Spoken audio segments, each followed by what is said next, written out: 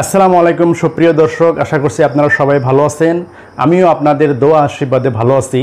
আজকে আপনাদের জন্য আরও একটি নতুন ভিডিও নিয়ে এসেছি। আজকের ভিডিওটির বিষয়বস্তু হয়েছে ডিসলিউশন অফ মুসলিম ম্যারিজ।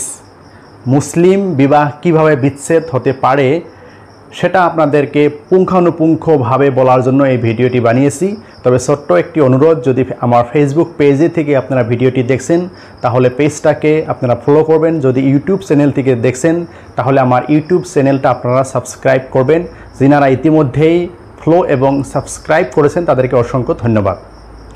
তো ভিডিওটি টাইটেল আপনারা দেখতে পাচ্ছেন, মুসলিম বিবাহ বিচ্ছেদ কিভাবে হতে পারে এবং মুসলিম বিবাহটা কিভাবে তালাক এবং ডিভোর্স হতে পারে সেই বিষয়ে আপনাদেরকে দুই একটি কথা বলবো। তবে বিভিন্ন ধর্মে কিন্তু এই ডিভোর্সের কিন্তু প্রভিশন রয়েছে। তবে ইসলামে অনেক আগে থেকেই এই তালাক এবং ডিভোর্সের প্রভিশন রয়েছে। তবে হিন্দু ম্যারিজ অ্যাক্ট 1955 এই আইনটা যখন বানানো হয় সেই 1955 সাল থেকেই হিন্দু ধর্মের মধ্যে ডিভোর্সের প্রভিশন রয়েছে। As per Mohammedan law, marriage is a civil contract. Muslim আইন মোতাবেক বিবাহটা হচ্ছে একটি চুক্তি এবং as per Hindu law, marriage is a sacrament. Hindu আইন মতে বিবাহটা হচ্ছে একটি পবিত্র বন্ধন। মুসলিম আইন মোতাবেক যেহেতু বিবাহটা একটা চুক্তি, তাহলে স্বামী স্ত্রীর মধ্যে যে কোনো সময়ে বিবাহ বিচ্ছেদের প্রভিশন রয়েছে। প্রফেট মুহাম্মদ এই তালাক এবং ডিভোর্সকে অনেক ঘৃণা করেছেন এবং ইসলামে যেগুলো কার্য করার জন্য আদেশ দিয়েছেন তার ভিতর একটি নিন্দনীয়, একটি ঘৃণনীয় কাম হচ্ছে তালাক এবং ডিভোর্স। তবে পবিত্র কোরআনে এমন কথাও বলেছে, যদি স্বামী স্ত্রীর মধ্যে ডিভোর্স বা তালাক হওয়ার একটা উপক্রম হয়েছে তাহলে সেখানে একজন মধ্যস্থতাকারী নিয়োগ করার জন্য পরামর্শ দিয়েছেন। সেই মধ্যস্থতাকারী স্বামী স্ত্রীর মধ্যে আলাপ আলোচনার মধ্যে যদি সেটা যদি সমাধান করা সম্ভব হয় তাহলে সমাধান করে নেওয়ার জন্য আদেশ দিয়েছেন এবং এই তালাক এবং ডিভোর্স যাতে না দেওয়া হয় তার জন্য অনেকবার কিন্তু সতর্ক করে দিয়েছেন। তো এখন মুসলিম বিবাহ কিভাবে বিচ্ছেদ হতে পারে, এখানে দেখা হয়েছে যে মুসলিম বিবাহ দুই প্রকারে বিচ্ছেদ হতে পারে। স্বামীর মৃত্যু, দেখা গেল যে যদি স্বামীর মৃত্যু হয় তাহলে সেই মুসলিম বিবাহটা কি সঙ্গে সঙ্গে বিচ্ছেদ হয়ে যাবে। এবং তারপর দ্বিতীয় কারণটি হয়েছে ডিভোর্স, এবং এখানে স্বামী স্ত্রীর পক্ষ থেকে ডিভোর্সের জড়িয়েতেও মুসলিম বিবাহটা বিচ্ছেদ করতে পারে। এখানে বলা হয়েছে যে স্বামীর পক্ষ থেকে যদি ডিভোর্সের ইনিশিয়েটিভ নেওয়া হয় তাকে আসলে তালাক বলা হয়। তালাক আসলে কাকে বলে? যদি স্বামীর পক্ষ থেকে স্ত্রীকে ডিভোর্স দেওয়ার জন্য ইনিশিয়েটিভ নেওয়া হয় তাকে আসলে কি তালাক বলা হয়, তালাক। তো আমরা জানতে পারলাম যে মুসলিম বিবাহ দুই প্রকারে বিচ্ছেদ হতে পারে, স্বামীর মৃত্যু এবং ডিভোর্স। এখন আপনাদেরকে বলতে যাচ্ছি যে ডিভোর্স আসলে কয় প্রকার। তো এই ডিভোর্সটাকে আসলে তিনটি ভাগে ভাগ করা হয়েছে: স্বামীর দ্বারা, দুই পক্ষ আপস মীমাংসার দ্বারা, 3 নম্বর আইনি প্রক্রিয়ার দ্বারা।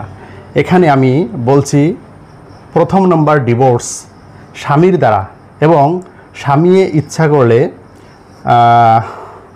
ওনার স্ত্রীকে তালাক, 1 নম্বর তালাকের জড়িয়েতে বিবাহ বিচ্ছেদ করতে পারে, 2 নম্বর ইলা, 3 নম্বর জিহার। এই 3টি প্রক্রিয়ার জড়িয়েতে নিজেদের স্ত্রীদেরকে ডিভোর্স বা তালাক দিতে পারে।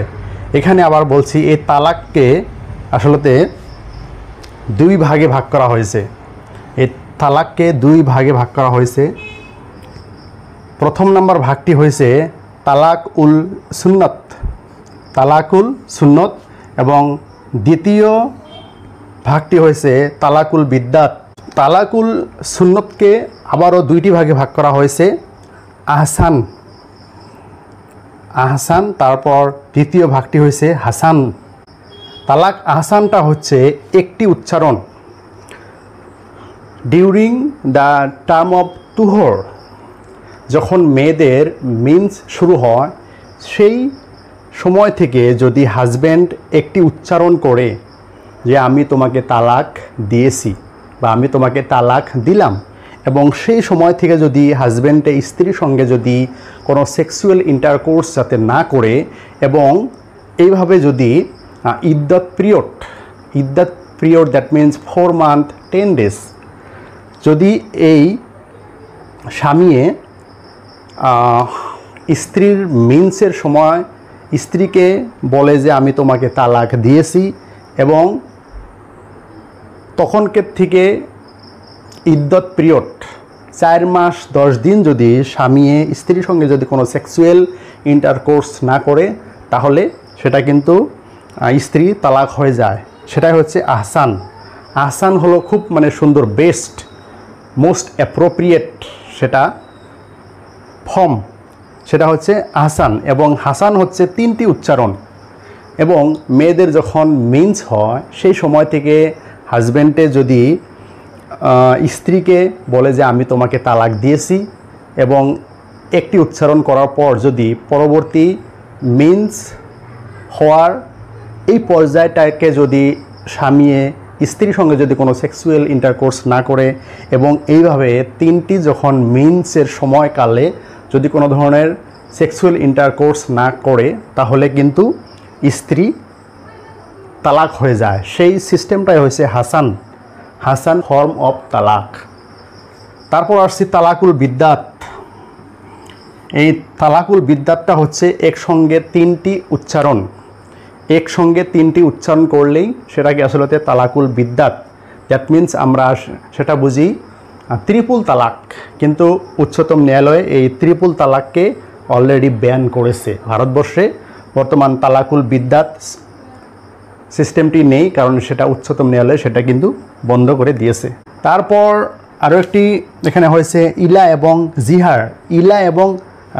ইলা হচ্ছে যদি হাজব্যান্ড ওয়াইফের সম্মুখে গিয়ে আল্লাহর নামে যদি প্রতিজ্ঞা করে এবং শপথ খায়, এবং শপথ খায়ে যদি স্ত্রীকে বলে যে আমি তোমার সঙ্গে আর যৌন সঙ্গম আমি করব না, এইভাবে যদি 4 মাস যদি স্বামী স্ত্রীর সঙ্গে কোনো ধরনের যৌন সঙ্গম না করে, তাহলে স্ত্রী আপনি সেটা কি তালাক হয়ে যায়, সেটা হচ্ছে কি ইলা।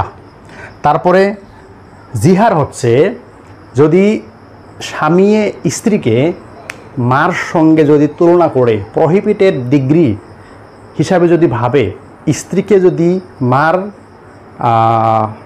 মার সঙ্গে যদি তুলনা করে, এবং সেই তুলনা করার পর যদি স্বামী স্ত্রীর সঙ্গে যদি কোনো ধরনের যৌন সঙ্গম যাতে না করে, তারপর সেই স্ত্রী স্বামীর কাছ থেকে তালাক নেওয়ার যদি একটা প্রসেস আগ বাড়ায়, সেটাকে আসলে জিহার বলা হয়। তারপর আসছি এখানে কি 2 পক্ষ মিউচুয়াল কনসেন্ট। দ্বিতীয় নম্বর বিবাহ বিচ্ছেদের 2 নম্বর সিস্টেমটা হয়েছে 2 পক্ষর দ্বারা মিউচুয়াল কনসেন্ট, দ্যাট মিন্স খুলা অ্যান্ড মুবারত।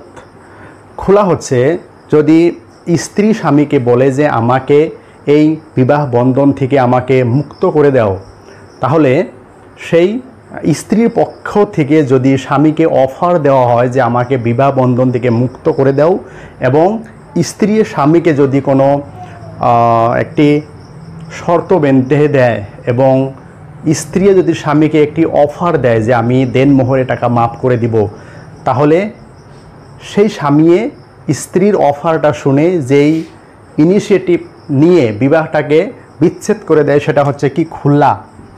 এবং মুবারত হচ্ছে স্বামী এবং স্ত্রী দুই পক্ষের যে কোনো একটি পক্ষ যদি আগবারে এসে বিবাহটাকে বিচ্ছেদ করার জন্য যদি অফার দেয় এবং ইনিশিয়েটিভ নেয়, সেটা হচ্ছে কি মুবারত। আইনি রায়দান dissolution of Muslim marriage act 1939, এই আইনের দ্বারা স্বামী স্ত্রী উভয়ে আদালতে গিয়ে বিবাহ বিচ্ছেদের জন্য মামলা দায়ের করতে পারে, এবং আদালতে সেটা শুনানির পর মুসলিম বিবাহটাকে বিচ্ছেদ করার একটা রায় দিয়ে, সেটা হচ্ছে কি dissolution of Muslim marriage act 1939, এই আইনের মোতাবেক স্বামী স্ত্রীর মধ্যে যেই বিবাহটা সেটাকে বিচ্ছেদ করা যে রায়দান দেয় সেটাই হচ্ছে আইনি প্রক্রিয়ার জরিয়তে মুসলিম বিবাহ বিচ্ছেদ করার একটি সিস্টেম।